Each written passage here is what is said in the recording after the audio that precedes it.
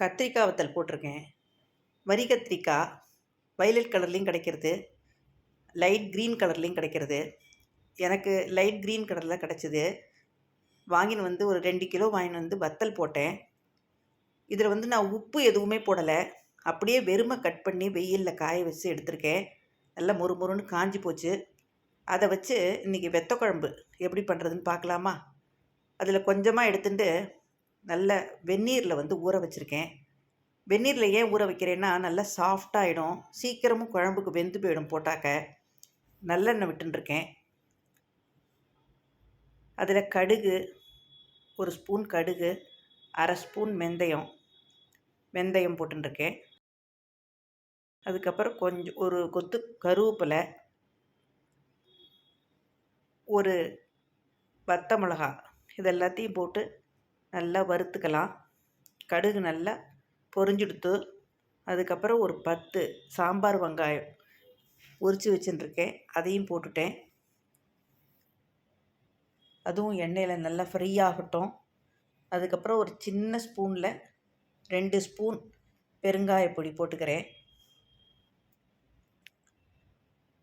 அதுவும் எண்ணெயில் நல்லா ஃப்ரை ஆகட்டும்.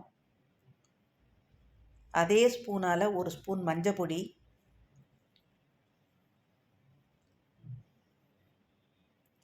அதையும் கிளறி விட்டுக்கலாம். எல்லாம் நல்லா ஃப்ரையாக எடுத்து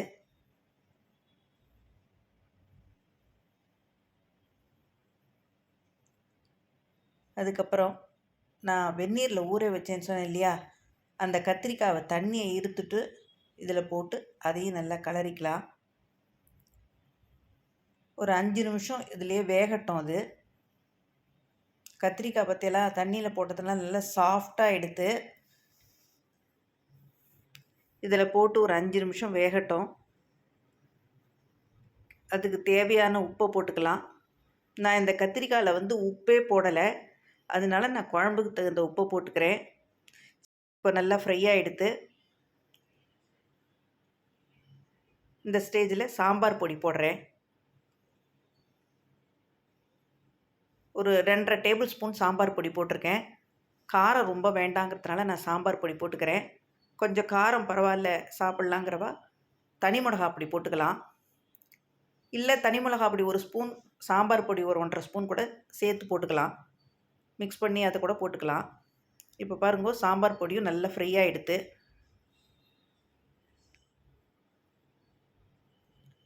இப்போது ஒரு எலும்பச்சம்பழ சைஸ் வந்து புளி கரைச்சி வச்சுட்டுருக்கேன்,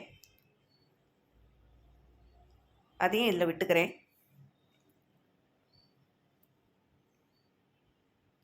அப்படியே கொஞ்சம் சிம்மில் அடுப்பை வச்சுட்டு கொதிக்கட்டும். நல்லா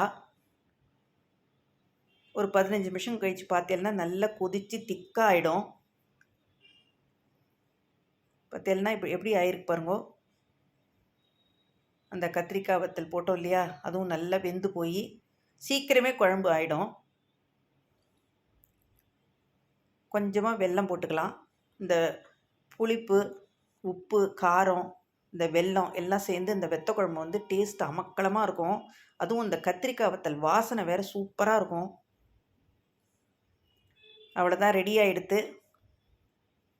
கத்திரிக்காய் வத்தல் வத்த குழம்பு ரெடியாக எடுத்து. எவ்வளோ ஈஸியாக இருக்குது பார்த்தீங்களா? எல்லோரும் இதே மாதிரி பண்ணிவிட்டு எப்படி வந்ததுன்னு கமெண்டில் சொல்லுங்கோ. தேங்க்யூ.